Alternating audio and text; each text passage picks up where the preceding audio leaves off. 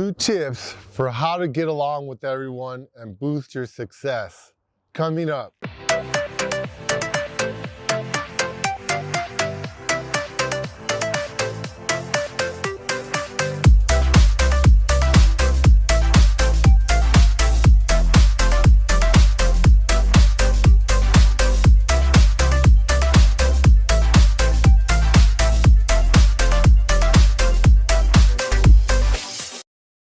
Hi everyone, this is Ernesto from AttaBoyCowBoy, and on this channel, we give you health and wealth tips to help you be more successful. Now, I get a lot of questions from patients and clients about, dude, how do you boost your success? How do you get along with everybody? I have this boss, I have my girlfriend, my boyfriend, my kids, whatever, my neighbor. I don't get along with them. They're just jerks or whatever, you know? So I wanted to give 2 quick tips that I share with a lot of people, and I think it helps. It helps quite a bit. So tip number 1, I'm gonna tell you a story about when I was at college. I was in my graduate program at USC, and there were maybe 8 people in my class. And all of a sudden, this guy comes in, an older man, he starts arguing with my professor. They start having this argument, they're cussing everybody out. And it's a pretty prestigious school, and in general, you never really see that at a university. It was kind of weird. We were all sitting there stunned, like, what is going on? So I thought they were actually gonna get into a physical fight. So I stood up and I walked over, and as I was walking over, the guy that came into the room, pushed my professor, who was like this world famous guy, and he cussed him out and ran out. And I was like, whoa, that was weird. Professor says, everybody pull out a sheet of paper and write down what you just saw.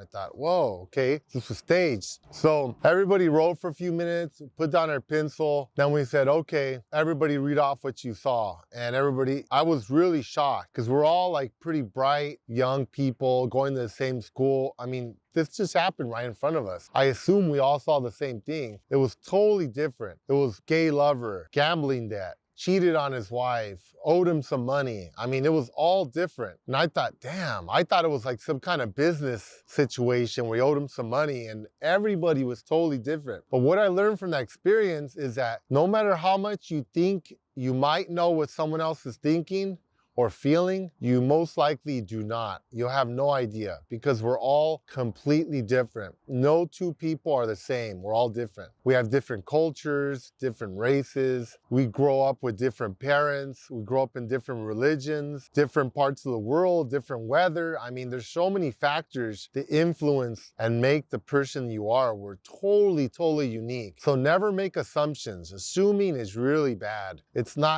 just not the way it works. You listen to what people have to say. Don't take anything personal people say, because again, they could be thinking of it in a different way. They could be trying to tell you something.